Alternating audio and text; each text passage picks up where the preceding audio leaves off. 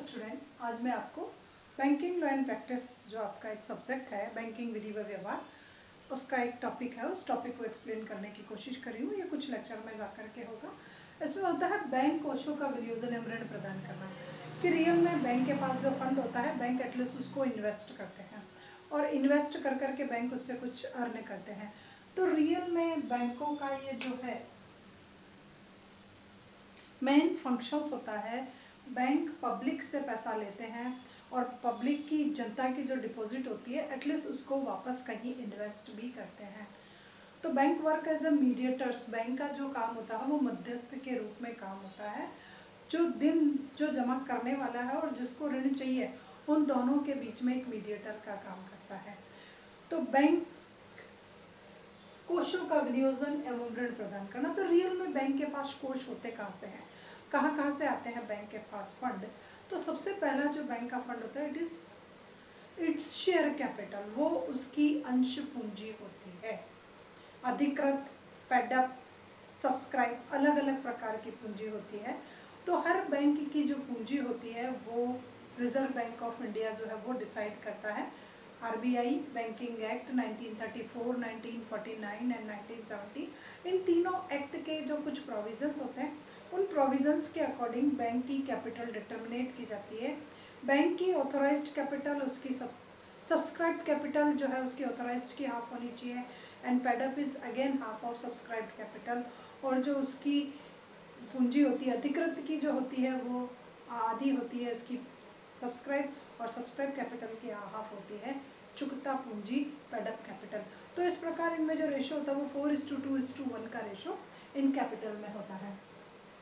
तो बैंक वित्तीय मध्यस्थ के रूप में कार्य करते हुए कई सोर्सेज से, कई स्रोतों से फंड कलेक्ट करते हैं, धन को प्राप्त करते हैं और फिर धन जुटाते हुए उन धन का वापस प्रयोग कुछ लाभकारी और अलाभकारी विनियोगों में भी करने का करते हैं। तो ये जो विनियोजन होता है ये बैंकिंग एक्ट के अकॉर्डिंग होता है, आरबीआई एक्ट के अकॉर्डिंग होता है, बैंकिंग एक्ट के अकॉर्डिंग होता है, बैंकिंग कंपनीज एक्ट 1970 के अकॉर्डिंग होता है।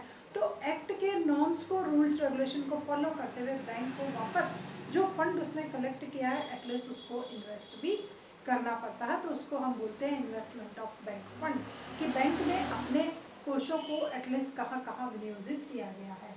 तो पहले देखेंगे कि बैंक के कोषों के प्रकार क्या है, कि बैंक के पास फंड कहाँ से कलेक्ट होता है। तो there are two sources, first self and another is external and first is internal. पहला होता है आंतरिक सोर्सेज के द्वारा और दूसरा होता है बाहरी सोर्सेज के द्वारा। तो बैंक अपने फंड को बैंक के फंड को दो प्रकार में बांटा गया, पहला निजी और दूसरा होता है बाहरी। निजी होता है जो उसका खुद का होता है, सेल्फ का होता है, और बाहरी होता है जिसने उसे अदर जो है सोर्सेज, मीडिएटर्स, उनकी हेल्प लेकर के इस फंड को कलेक्ट करने का काम किया गया है। तो सबसे पहला खुद का में आता है अंश पूंजी, जिसको हम शेयर कैपिटल बोलते हैं। तो ये मेन सोर्सेज होता है बैंक का खुद का, अपनी खुद की पूंजी के माध्यम से जो धन उसने जुटाया है एटलीस्ट वो सबसे बड़ा सोर्सेज होता है। कैपिटल का जो डिटर्मिनेशन किया जाता है इट इज अकॉर्डिंग 1949 एक्ट, उसके अनुसार होता है। ऑलमोस्ट 20 लाख जो होती है वो ऑथोराइज्ड कैपिटल होती ही है हर बैंक की, और 5 लाख जो है वो पेडअप कैपिटल होती है। 5 लाख से कम की चुकता पूंजी किसी भी अनुसूचित या जो है गैर अनुसूचित बैंकों की नहीं होती है। तो सबसे बड़ा जो सोर्सेज होता है बैंक फंड का वो होता है उसकी शेयर कैपिटल। उसके बाद आता है लाभानी खाते का शेष, की बैंक जो अपना P&L अकाउंट प्रिपेयर करता है, उस P&L अकाउंट के क्रेडिट और डेबिट साइड में तो सबसे पहला था अंश पूंजी, सबसे मेन पावरफुल सोर्सेज होता है। उसके बाद आता है लाभानी खाते का शेष, कि बैंक जो अपना एक P&L अकाउंट प्रिपेयर करते हैं, P&L अकाउंट में उसके खाते का जो भी क्रेडिट बैलेंस होता है वो शो करता है उसके प्रॉफिट को। In profit is the another sources of fund of bank. Profit जो होता है बैंक का वह भी बैंक का एक सोर्स होता है फंड का, और बैंक उसको भी इन्वेस्टमेंट कर सकता है, बैंक अपने प्रॉफिट को भी इन्वेस्ट कर सकता है। उसके बाद आता है संभाव्य हानि पूर्ति कोष। ये एक ऐसा कोष होता है जो बैंक द्वारा प्रिपेयर किया जाता है किसी स्पेशल प्रोविजन के तहत, एक विशेष प्रावधान होता है, उस विशेष प्रावधान के तहत बैंक ये प्रिपेयर करता है। बैंक उसको इसलिए प्रिपेयर करता है कि इन फ्यूचर अगर बैड डेट्स ज़्यादा हो गए तो उन डूबत ऋणों को कहाँ से फुलफिल किया जाएगा? तो बैड डेट्स को फुलफिल करने के लिए, ऐसी हानि के लिए बैंक एक कोष प्रिपेयर करता है। उस कोष को बोलते हैं संभाव्य हानि कोष, और बैंक इस फंड का भी यूटिलाइजेशन जो है वो एज ए फंड कर सकता है, लोन देने के लिए बैंक कर सकता है। नेक्स्ट आता है गुप्त कोष, सीक्रेट रिजर्व, सीक्रेट फंड। ये अभी बैंक द्वारा प्रिपेयर किए जाते हैं, ये भी इमरजेंसी टाइम पीरियड के लिए इनको काम में लिया जाता है। आपातकालीन स्थिति का सामना करने के लिए इस प्रकार के कोष जो है वो बैंक द्वारा प्रिपेयर किए जाते हैं। ये कोष कैसे प्रिपेयर किया जाता है कि स्थायी संपत्तियों व निवेशों को वास्तविक मूल्य से कम पर दर्शा दिया जाता है। जो भी फर्म की फिक्स एसेट्स होती है और जो इन्वेस्टमेंट होते हैं उनकी जो रियल वैल्यू है उस रियल वैल्यू से कम शो किया जाता है बुक में। देन जो रियल वैल्यू है वो हाई होती है और बुक वैल्यू लोअर होती है, तो एक सीक्रेट रिजर्व बैंक में प्रिपेयर होता जाता है। उसको हम बोलते हैं आपातकालीन कोष या गुप्त कोष बोलते हैं। तो ये हो गए सारे बैंक के इंटरनल सोर्सेस, खुद के सोर्सेस। एक्सटर्नल में क्या आता है बैंक के पास कि एक्सटर्नल में सबसे पहला आता है विभिन्न खातों में प्राप्त जमाएं, कि बैंक के पास डिफरेंट टाइप्स के अकाउंट होते हैं, saving account, FD account, RD account, current account और अदर बहुत सारे अकाउंट्स होते हैं। उन अकाउंट में बैंक जो होता है, उन अकाउंट्स में बैंक जो है वो डिफरेंट टाइप्स की डिपॉजिट पब्लिक से जो है वो लेता है। तो उन सभी खातों में जनता द्वारा जमा कराई गई धनराशि भी बैंक के लिए फंड का सोर्सेज होता है। बैंक उसका यूटिलाइजेशन भी इन्वेस्टमेंट के लिए कर सकता है। तो विभिन्न प्रकार के खातों में जनता द्वारा जमा कराई गई धनराशि भी बैंक के लिए एक विनियोग किया जाने वाला कोष होता है। This is the external sources, because bank का उस कैपिटल पर, उस सेविंग पर राइट नहीं होता है, वो एज ए सिक्योरिटी के तौर पर बैंक में रखी गई होती है, बट वो उसका ऑनर जो है वो डिपॉजिटर होता है। उसके बाद है ऋण, कि बैंक जो है वो लोन ले सकते हैं, आरबीआई से लोन ले सकते हैं, ब्रांच से लोन ले सकते हैं, हेडक्वार्टर से लोन ले सकते हैं, अदर बैंकों से भी लोन ले सकते हैं। तो बैंक द्वारा जो ऋण लिया जाता है वो भी एक एक्सटर्नल सोर्सेज का फंड होता है, और बैंक उसको भी इन्वेस्ट करने के पर्पस के लिए यूज में लेता है। जब कभी इमरजेंसी टाइम होता है तो बैंक लोन लेता है, एक शाखा दूसरी शाखा से, एक बैंक दूसरे बैंक से, और बैंक जो होता है वो आरबीआई से भी लोन लेते हैं। उसके बाद आता है साक्ष्यजन, क्रेडिट क्रिएशन। तो साक्ष्यजन क्षमता जो होती है बैंक की, वो भी फंड को जनरेट करने का काम करती है, कि प्राइमरी डिपॉजिट से डिराइव्ड डिपॉजिट जो है वो कई क्वांटिटी में बैंक द्वारा प्रिपेयर कर ली जाती है। हर जमा ऋण की संतान होती है और हर ऋण वापस जमा को जन्म दे देता है। तो इस प्रकार बैंक एक प्राथमिक जमा से कई प्रकार की व्युत्पन्न जमाएं का सृजन कर सकता है, और ये कुल मिलाकर के सभी जो है वो बैंक के फंड का काम करते हैं। तो ये सारे सोर्सेज होते हैं बैंक के फंड के, कि बैंक के पास किस किस प्रकार के फंड होते हैं और बैंक को किन किन सोर्सेज से फंड को कलेक्ट करना पड़ता है। अब आता है इन्वेस्टमेंट, कि ऑलमोस्ट बैंक जो भी फंड जो है कलेक्ट करता है उन सभी फंडों को बैंक अपने पास नहीं रखता है। अगर बैंक अपने पास रखेगा तो बैंक के लिए क्या होगी, इनकी कॉस्ट ऑफ कैपिटल, कॉस्ट जो है वो बेस्ट चल जाएगी। कॉस्ट क्या होती है, इंटरेस्ट होती है जो बैंक ब्याज जब चुकाता है, जनता को जो ब्याज चुकाया जाता है, एटलीस्ट वो ही इसकी कॉस्ट होती है।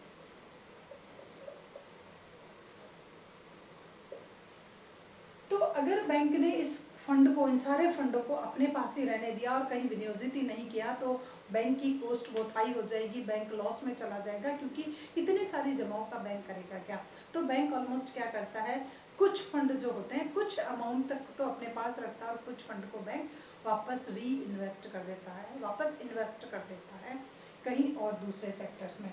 तो विनियोग का मतलब होता है जनता की जमा धनराशि को बैंक किसी उत्पादक गतिविधि में लगा देता है, प्रोडक्टिविटी एक्टिविटी में लगा देता है, इकोनॉमिक एक्टिविटी में लगा देता है, किसी और को लोन देने का काम करता है, तो उसको हम बोलते हैं बैंकों का विनियोग। अब ये विनियोग भी दो प्रकार से किया जाता है, पहला अलाभकारी और दूसरा लाभकारी। तो जो प्रॉफिटेबल और अनप्रॉफिटेबल जो इन्वेस्टमेंट होता है, उसमें लाभकारी का मतलब होता है कि बैंक को इन्वेस्ट करने से कहीं ना कहीं कोई प्रॉफिट होगा, बैंक का भी उसमें मार्जिन होगा, बैंक का भी उसमें शेयर होगा अगर बैंक ने उस सेक्टर में इसको इन्वेस्ट किया है। बट अलाभकारी, अनप्रॉफिटेबल का मतलब होता है जहां बैंक को किसी प्रकार के कोई लाभों की संभावना ही नहीं होती है, परंतु बैंक का वहां इन्वेस्टमेंट करना कंपलसरी होता है according to norms, according to provision, according to act. अधिनियम के तहत बैंक को ये इन्वेस्टमेंट करने ही पड़ते हैं। तो अलाभकारी से किसी प्रकार की कोई भी रिटर्न बैंक को नहीं मिलती है। अब उसमें सबसे पहले आता है डेड स्टॉक, मृत स्कंद। मृत स्कंद से हमारा तात्पर्य होता है कि बैंकों में बहुत सी इस प्रकार की संपत्तियां बैंकों को क्रय करनी पड़ती है, जो संपत्तियां किसी प्रकार की कोई आय अर्जन नहीं करती है या आय उपार्जित नहीं करती है, आय किसी प्रकार की उपार्जित नहीं करती है या आय अर्न इनकम जो है वो अर्न नहीं करती है। बैंक को अपनी स्थापना के समय बहुत सारी संपत्तियों को क्रय करना पड़ता है। वो संपत्तियां बैंक का सुचारू रूप से संचालन करने के लिए अनिवार्य होती है। जैसे भवन ले लिया बैंक ने, भवन है, बिल्डिंग है, फर्नीचर है, एसी है, कूलर है, अन्य प्रकार का साज सज्जा का सामान है, यंत्र है। तो बहुत सारे ऐसे सामान होते हैं बैंक भवन का जो बैंक परचेज करता है पर बिक्री के लिए नहीं, क्योंकि अगर बिक्री करे तो वापस लाभ हो, पर बैंक उनकी बिक्री नहीं करता है। और बैंक इस प्रकार की संपत्तियां किस लिए क्रय करता है, ताकि बैंक का काम सुचारू रूप से चल सके। तो बैंक का कार्य सुचारू रूप से चलाने के लिए जिन संपत्तियों में बैंक द्वारा विनियोग किया जाता है उन्हें मृत स्कंद में जो है वो विनियोग कहते हैं। 2 नंबर का अधिकांश क्वेश्चन आता है what do you mean by dead stock, तो बच्चों को पता ही नहीं होता डेड स्टॉक क्या होता है। तो डेड स्टॉक जो किसी प्रकार की कोई भी इनकम अर्न कर करके बैंक को नहीं देता, बैंक की साज सजावट बैंक का सुचारू रूप से संचालन के लिए अनिवार्य होता है, तो इसमें बैंक को करना पड़ता है। तो ये अनप्रॉफिटेबल इन्वेस्टमेंट होते हैं, इससे किसी प्रकार की कोई भी इनकम जो है वो बैंक की जनरेट नहीं होती है। उसके बाद है नगद कोष। बैंक द्वारा 2 प्रकार के कोष प्रिपेयर किए जाते हैं। उसमें सबसे पहला, अब कोष क्यों प्रिपेयर किए जाते हैं, क्योंकि बैंक को इमरजेंसी टाइम से सलटने के लिए, निपटारा करने के लिए फंड प्रिपेयर करने पड़ते हैं। तो बैंक ऑलमोस्ट 2 प्रकार के फंड जो है वो अपने यहाँ प्रिपेयर करता है, अपनी इनकम में से कुछ उसमें डालता है। तो उसमें सबसे पहला होता है नगद कोषानुपात, जिसको आप सभी ने CRR के नाम से पढ़ा होगा, कैश रिजर्व रेशो। जब कभी भी आप क्रेडिट कंट्रोल का एक इंस्ट्रूमेंट पढ़ते हो तो CRR को जरूर पढ़ते हो। तो बैंक जो है सबसे पहला नगद कोषानुपात होता है। ये बैंकिंग अधिनियम की धारा 42(1) के अनुसार बैंक को ये रखना पड़ता है। नगद कोषानुपात से हमारा तात्पर्य होता है बैंक की कुल जितनी भी जमाएं हैं उन कुल जमाओं का एक सर्टेन % बैंक को एवरी फ्राइडे RBI को सेंड करना कंपलसरी होता है। अब इसमें पहले तो क्या थी, डिमांड डिपॉजिट ही थी। अब बैंक इसको अपडेट करता रहता है RBI। कुल मांग व समय जमाओं का एक निश्चित % RBI को भेजना अनिवार्य हो जाता है। तो ऐसा फंड जो है वो बैंक अपने पास नहीं रखते हैं, वो ये जो CRR होता है नगद कोषानुपात जो होता है वो बैंकों को रिजर्व बैंक ऑफ इंडिया के पास भेजना जरूरी होता है। ये बैंक की सेफ्टी के लिए और सिक्योरिटी के लिए, ताकि इन फ्यूचर बैंक फेल हो जाए तो जो 10% आपने RBI के पास रखा है reserve bank of India, customer को वो 10% की अमाउंट तो एटलीस्ट रिटर्न कर सकता है। बाकी का कोशिश करता है कि जितने लेख तक का आपका जीवन बीमा निगम की जमा बीमा निगम जो गारंटी देता है एटलीस्ट उतनी ही मिले जाती है। आपके बैंक खाते में कितना भी पैसा हो RBI वो आपको पे नहीं करता है। तो ये जो 10% रिजर्व बैंक ऑफ इंडिया अपने पास रहता है वो सिर्फ बैंकिंग की सेफ्टी और बैंकिंग की सिक्योरिटी के लिए, कि इन फ्यूचर बैंक फेल हो जाए तो रिजर्व बैंक ऑफ इंडिया वो 10% तो कम से कम कस्टमर को पे कर सके। तो ऐसा जो है वो अनप्रॉफिटेबल है, अलाभकारी विनियोग है। हर बैंक को अपनी मांग और समय जमा का एक निश्चित प्रतिशत, मांग व समय जमा का एक निश्चित प्रतिशत जो होता है वो RBI को सेंड करना जरूरी है। एवरी फ्राइडे इसको आपको सेंड करना कंपलसरी है। अगर आप 1, 2, 3 फ्राइडे को सेंड नहीं कर पाते हो तो चौथे फ्राइडे को RBI का आपके पास नोटिस आ जाता है। तो बेटर है पहले से ही अपनी एक एप्लीकेशन लगा दो कि I am not eligible to send the money of CRR, ताकि रिजर्व बैंक आपके खिलाफ एक्शन नहीं ले। अब CRR का जो % है वो टाइम टू टाइम चेंज हो जाता है। इट मे बी पॉसिबल कि 5 to 15% के बीच में ये रहता है। ऑलमोस्ट 5 से 15% रिजर्व बैंक को इसको करने का प्रावधान दिया गया। ऑलमोस्ट 6 to 7% के बीच में रिजर्व बैंक ऑफ इंडिया इसको रिसेंट टाइम में रखता है। तो ये जो 6% है, अगर मैंने 100 रुपए जमा कराए तो मान के चलो 6 रुपए तो रिजर्व बैंक ऑफ इंडिया के पास चले गए, लेकिन बैंक को मुझे पूरे 100 रुपए पर ब्याज देना है। बैंक को मुझे पूरे 100 रुपए पर ब्याज देना है, लेकिन जो 6 रुपए का इंटरेस्ट है वो बैंक के भी काम में नहीं आ रहा है, वो भी बैंक ने, रिजर्व बैंक ऑफ इंडिया को सेंड कर दिया, इसलिए इसको हम अनप्रॉफिटेबल इन्वेस्टमेंट कहते हैं। और ये साख नियंत्रण के उद्देश्य से भी ये इंस्ट्रूमेंट जो है वो बहुत ज़्यादा पावरफुल है। इसका परसेंटेज हाई हो जाता है क्रेडिट इन्फ्लेशन को कंट्रोल करने के लिए, और ये परसेंटेज लो हो जाता है डिफ्लेशन के समय के लिए। अब आता है हमारा वैधानिक तरल कोषानुपात, जिसको स्टैट्यूटरी लिक्विड रेशियो भी बोलते हैं, वैधानिक तरल कोषानुपात। नेक्स्ट कोषानुपात जो है वो रिजर्व बैंक द्वारा ये भी है, बैंकिंग एक्ट कि सेक्शन 24(1) के अकॉर्डिंग जो है हर बैंक को एसएलआर के रूल्स रेगुलेशन को फॉलो करना जरूरी होता है। एसएलआर का मतलब होता है वैधानिक तरल कोषानुपात, का मतलब होता है बैंकों की जितनी कुल संपत्तियां हैं, बैंकों की जितनी भी कुल संपत्तियां हैं, उन संपत्ति को जो है बैंक को कुल एक निश्चित प्रतिशत अपने पास नगद में रखना जरूरी है, और ये एवरी टाइम बने रहना कंपलसरी है कि बैंक की जो भी कुल संपत्तियां हैं या बैंक की जो भी कुल जमाएं हैं, इन कुल जमाओं का एक सर्टेन परसेंटेज जो है वो एवरी टाइम कैश फॉर्म में बैंक के पास रहना कंपलसरी है, और ऑलमोस्ट इट इज 20 to 45 के बीच में है। अब सोचो 100 रुपये मैंने जमा कराए, 40 रुपये तो नगद रखने हैं, 6 रुपये आरबीआई को दे दिए, इट मीन्स 46 रुपये तो गए पानी में, बाकी के बचे 54 रुपीज़। 54 रुपीज़ पर रिजर्व बैंक जो है वो काम कर रहा है, जबकि मुझे पूरा इंटरेस्ट 100 रुपये पे मिल रहा है। तो ये जो 25 to 40% बैंक को कैश में रखना कंपलसरी हो जाता है, वो भी अनप्रॉफिटेबल इन्वेस्टमेंट है, क्योंकि वो किसी कस्टमर को लोन देने के काम में आ ही नहीं रहे। 40% हर बार मेरी जमा का बैंक के पास नगद के रूप में रखना जरूरी है। अब अगर ये 25% है, इट मीन्स 100 में से 25 रुपीज एवरी टाइम बैंक को कैश फॉर्म में रखना कंपलसरी है। बैंक उसका यूटिलाइजेशन किसी भी लॉनिंग एक्टिविटी के लिए नहीं कर सकता। तो क्या हो गया, 25% तो मेरा गया काम से, 6% वो गया काम से, इट मीन्स 31% की बैंक की जो कॉस्ट है वो बेकार चली गई। तो यहाँ पर ये आता है कि ये वैधानिक तरल कोषानुपात जो बैंक ने रखा वो भी अनप्रॉफिटेबल इन्वेस्टमेंट है। तो ये थे अलाभकारी विनियोग बैंक के। अब आता है कि नगद कोषानुपात के निर्धारक तत्व, कि बैंक जो ये कोषानुपात निर्धारित करता है, तो इन कोषानुपात को निर्धारित करने वाले तत्व कौन से होते हैं, कि ऐसे कौन कौन से फैक्टर है जिन पर सीआरआर और एसएलआर का परसेंटेज जो है वो डिपेंड करेगा। ऐसे कौन कौन से फैक्टर है जिन पर सीआरआर और एसएलआर का जो है परसेंटेज डिपेंड करता है, कि ये कब हाई होगा और कब लो होगा। तो उसमें सबसे पहला आ जाता है वैधानिक अनिवार्यता। सबसे पहली बात आता है वैधानिक अनिवार्यता, जब लीगल बाउंडेशन बहुत ज्यादा हो जाती है,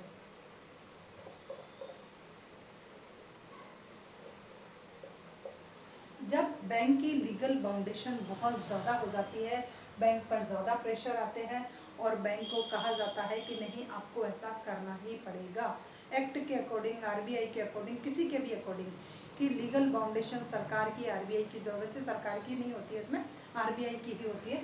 तो अगर आरबीआई के और से बाउंडेशन ज़्यादा बढ़ा दी जाती है तो ये रखना आपको कंपलसरी हो जाएगा। अगर आरबीआई इसको इंक्रीज करता है तो आपको ज़्यादा रखना पड़ेगा, और अगर आरबीआई इसको डिक्रीज कर देता है तो आपको कम रखना पड़ेगा। Then the amount of CRR and SLR is depend according to the legal norms, जो भी है लीगल बाउंडेशन जो भी है आपको उतना रखना ही पड़ेगा, ये कंपलसरी हो जाता है। उसके बाद जो सेकेंड फैक्टर्स आता है वो आता है बैंकिंग की आदत, कि देश में लोगों में बैंकिंग की आदत कैसी है, उस पर भी सीआरआर रखना पड़ता है। बैंक सीआरआर और एसएलआर क्यों रखवा रहे हैं आपसे, कि भाई लोग अगर लेने आए आप उनके कमिटमेंट को पूरा कर सको, कोई भी कस्टमर पैसा लिए बिना वापस नहीं जाए, इसलिए बैंक बाउंडेशन लगाता है सीआरआर एसएलआर रखने की, और सीआरआर इसलिए रख रहा है कि आप फेल नहीं हो जाओ। तो इन दोनों पर जो अमाउंट रखी जा रही है वो डिपेंड करती है लोगों की बैंकिंग आदत पर। अगर लोग बैंकिंग हैबिचुअल है बैंकिंग ट्रांजेक्शन्स के, तो क्या रखना पड़ेगा। सपोज कीजिए कि आपकी आदत है चेक में ट्रांजेक्शन्स करने की, अगर आप एवरी टाइम चेक लिखते हो, चेक देते हो, चेक ही लेते हो, इट मीन्स नो एसएलआर, ज़्यादा एसएलआर रखना ही नहीं है, क्योंकि आप तो कैश में ट्रांजेक्शन करते ही नहीं हो। तो बैंक को कोषानुपात कम रखना पड़ेगा, उसको पता है कि मेरे यहाँ कस्टमर ज़्यादा नहीं आते, इसलिए वो अपने पास नगद कोषानुपात कम रखेगा, मैक्सिमम जितना है उतना लोन देने का काम करेगा। उसके बाद आता है कि अगर लोगों को कैश में ट्रांजेक्शन करने की आदत है तो SLR को रूल्स रेगुलेशन के अकॉर्डिंग न रखना ही पड़ेगा, क्योंकि कोई भी कस्टमर कभी भी पैसा लेने के लिए आ सकता है। तो जनता में बैंकिंग की आदत कैसी है, लोग चेकों के साथ ट्रांजेक्शन्स करते हैं या लोग कैश में ट्रांजेक्शन करते हैं। चेक के साथ अगर ट्रांजेक्शन करने पड़ते हैं तो नगद कोष अनुपात कम भी रखो तो चल जाएगा, पर अगर बैंकों में लोगों में कैश में ट्रांजेक्शन करना, कैश निकाला कैश दिया, कैश निकाला कैश दिया, तो फिर आपको क्या करना पड़ेगा, नगद कोष अनुपात ज़्यादा रखना पड़ेगा। उसके बाद है बैंक खाते की प्रकृति व आकार। अब बैंकों में कई प्रकार के खाते होते हैं। बैंक खाते की प्रकृति और उसका प्रकार एक ही बात है, नेचर एंड टाइप्स। अब बैंकों के पास अनेक प्रकार के खाते होते हैं। बचत खाता होता है, चालू खाता होता है, स्थायी जमा खाता होता है और RD खाता, रिकरिंग डिपॉजिट, ऑलमोस्ट ऐसे ही खाते होते हैं। अब अगर आपके ऐसे कस्टमर ज़्यादा हैं, 50% कस्टमर ऐसे हैं जिन्होंने चालू खाता रख रखा है, तो आपको कोषानुपात ज़्यादा रखना पड़ेगा, क्योंकि आपको ही नहीं पता वो कब निकालने आ जाएंगे और कब जमा कराने आ जाएंगे। तो यहाँ पर आपको कोषानुपात ज़्यादा रखना पड़ेगा। अगर बैंक के खाताधारी ग्राहक जो हैं वो सबसे ज़्यादा चालू खाताधारी हैं बैंक में, तो बैंक को ये ज़्यादा रखना पड़ेगा। अब अगर बैंक के पास सेविंग अकाउंट वाले, सपोज करो स्थायी जमा खाता वाले फिर हैं, तो बैंक को नगद कोषानुपात बहुत कम रखना पड़ेगा, क्योंकि FD वाला जल्दी से पैसा लेने के लिए नहीं आता है। बिफोर मैच्योरिटी बहुत कम FD को तोड़वाते हैं, तो यहाँ कोषानुपात कम भी होगा तो भी चलेगा, बहुत कम होगा तो भी चलेगा, कम क्या बहुत कम होगा तो भी चलेगा। अब आता है बचत खाता। मीन्स वेतनभोगी लोग होते हैं जिनकी बेचारों की आवश्यकता भी कम और सैलरी भी कम, थोड़ा ही निकालते हैं, थोड़ा ही जमा कराते हैं, तो यहाँ आपको थोड़ा कम रखो तो भी काम आपका चल जाएगा। तो रियल में रिजर्व फंड में कितना पैसा रखा जाएगा, ये उस पर डिपेंड कर रहा है कि आपके बैंक में किस प्रकार के खाताधारी ग्राहक ज़्यादा हैं। अलग अलग प्रकार के खाताधारी ग्राहक होते हैं, उनके हिसाब से आपको अलग अलग जो है वो कोषानुपात रखना पड़ता है। उसके बाद आते हैं हम धन प्रेषण की सस्ती सुविधाएं। धन प्रेषण की सस्ती सुविधाएं, अगर उस देश में, उस बाजार में, उन बैंकों में मनी ट्रांसफर की, फंड ट्रांसफर की बहुत सस्ती सस्ती फैसिलिटी अवेलेबल है, तो क्या होगा, लोग आसानी से पैसा ट्रांसफर कर देंगे और आसानी से काम में ले लेंगे। अभी कैश नहीं है तो भी काम चल जाएगा, क्योंकि आप फंड ट्रांसफर में चेक का भी यूज़ कर सकते हो, चेक से भी आप पैसा ट्रांसफर कर सकते हो। तो चेक में तो 48 और 24 आवर्स डिले भी हो सकता है, परंतु कैश में डिले नहीं होता है। तो यहाँ पर है कि अगर किसी देश में धन प्रेषण की सस्ती सुविधाएं उपलब्ध है तो कम आपको कोष रखने पड़ेंगे, तो कोषानुपात कम भी होगा तो भी चलेगा। बैंकों को कम रिजर्व रखा तो भी काम चला जाएगा, क्योंकि फंड ट्रांसफर की अच्छी फैसिलिटी है, बैंक के पास भी तुरंत फंड आ जाता है, बैंक में तुरंत किसी को फंड मिल जाता है, कस्टमर के पास भी फंड आ जाता है, कस्टमर भी किसी को फंड भेज सकता है, तो वहाँ पर कैश की रिक्वायरमेंट बहुत कम होगी। और अगर यही फैसिलिटी नहीं है तो बैंक को कहीं से पैसा नहीं मिल सकता जल्दी से, तो उसको अपना पैसा अपने पास रखना ही पड़ेगा, क्योंकि कस्टमर कभी भी आ सकता है, फिर उसको आप मना नहीं कर सकते हो। उसके बाद आता है सहयोगी बैंकों की नीति। सहयोगी बैंकों की नीति कि रियल में आपके जो अदर बैंक्स हैं, कंपटीटर्स हैं, आपकी अदर ब्रांचेज हैं, आपके साथ वाले बैंक्स हैं, एटलीस्ट उनकी पॉलिसी कैसी है, उनके आपके साथ रिलेशनशिप कैसे हैं। अगर वो आपकी कंपटीटर है तो वो आपको हेल्प नहीं करेगी, असहयोग दर्शाएगी, और अगर वो आपके साथ प्रतिस्पर्धा में आगे निकलना चाहती है तो वो आपको कभी भी सहयोग नहीं करेगी। तो आपको अपना कैश मेंटेन करना पड़ेगा, तो कोषानुपात ज़्यादा रखना पड़ेगा। पर अगर उसी सिटी में आपकी बहुत सारी ब्रांचेज हैं, कोऑपरेटिव नेचर है, एवरी टाइम सहयोग करने को तैयार है, तो अगर फंड कभी कम भी होता है तो तुरंत किसी दूसरे बैंक से मांगा जा सकता है और काम अपना चलाया जा सकता है। तो डिपेंड करता है कि फर्मों, सहयोगी बैंकों की आपके साथ कैसी बॉन्डिंग है, कैसी रिलेशनशिप है और क्या आपका नेचर है, उस पर भी आपका CRR डिपेंड करता है। उसके बाद है बैंकिंग संरचना। बैंकिंग संरचना की रियल में कंट्री में बैंकिंग का स्ट्रक्चर किस स्टाइल का है। दो प्रकार की बैंकिंग संरचना होती है, शाखा बैंकिंग और इकाई बैंकिंग। शाखा बैंकिंग और एक होता है हमारा इकाई बैंकिंग। तो बैंकिंग का स्ट्रक्चर जैसा होगा कोशानुपात उसी प्रकार का होगा। अगर कंट्री में शाखा बैंकिंग सिस्टम फॉलो चल रहा है तो कम कोशानुपात रखते हो तो भी चला जाएगा, परंतु अगर इकाई बैंकिंग है तो आपको अधिक कोशानुपात रखना पड़ेगा, क्योंकि यहाँ का इंडिविजुअल ज़्यादा है। आप अलग अलग कैटेगरी से आए हुए हो, ब्रांच सिस्टम में सब एक दूसरे से जुड़ा हुआ है, चेनिंग सिस्टम है यहाँ पर, ऊपर सुपीरियर इंफीरियर की मदद करता जाएगा और करता जाएगा।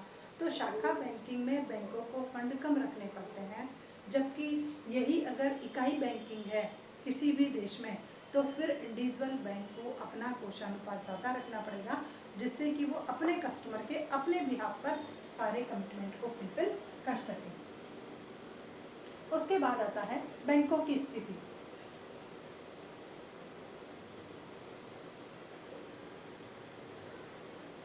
बैंकों की स्थिति कि रियल में वो बैंक कहाँ स्थित है, स्थिति नहीं, हाँ ये समझ लो कि रियल में वो बैंक किस जगह पर स्थित है और जिस जगह पर वो स्थित है वहाँ पर किस प्रकार के लोग ज़्यादा रहते हैं, किस प्रकार का एरिया है, मेन ऑक्यूपेशन क्या है, उस पर भी कोशानुपात डिपेंड करता है। जैसे सपोज कीजिए कि आप जहाँ रह रहे हो वहाँ पर जॉब करने वाले लोग ज़्यादा हैं, वेतनभोगी कर्मचारी ज़्यादा हैं, तो आप कम कोशानुपात रखोगे तो भी काम चल जाएगा। पर अगर कोई औद्योगिक सेंटर है, ट्रेड सेंटर है, औद्योगिक केंद्र है, ट्रेड सेंटर है, व्यापार का केंद्र है, तो यहाँ पर लोनिंग की अमाउंट ज़्यादा होती है, इसलिए आपको कोशानुपात अधिक रखना पड़ेगा। तो बैंक की स्थिति लोकेशन पे भी डिपेंड करता है बैंक का कोशानुपात रखना, कि अगर अच्छे बड़े ट्रेड सेंटर पे, इंडस्ट्रियल सेंटर पे है तो बहुत ज़्यादा फंड रखना पड़ेगा, और किसी बैकवर्ड एरिया में है, रिमोट एरिया में है, कम लोगों की रिक्वायरमेंट है, या फिर वेतनभोगी लोग ज़्यादा रहते हैं तो वेतनभोगी थोड़ा निकालता है और थोड़ा ही वापस जमा कराता है, तो आपको कोशानुपात जो है वो कम रखना पड़ेगा। उसके बाद आता है समाशोधन गृह की सुविधा। समाशोधन गृह की सुविधा ये होता है क्लियरिंग हाउसेस। जिस जगह पर बहुत ज़्यादा क्लियरिंग हाउसेस होते हैं वहाँ क्लियरिफिकेशन फास्ट होता है, आपका पैसा फटाफट आता है, आपको जिसको देना वो भी पैसा फास्ट क्लियर होता रहता है। तो यहाँ अगर क्लियरिंग हाउसेस हैं और क्लियरिफिकेशन की प्रोसेस बहुत रैपिड रेट से हो रही है तो आप कोशानुपात कम रखोगे तो भी काम चला जाएगा।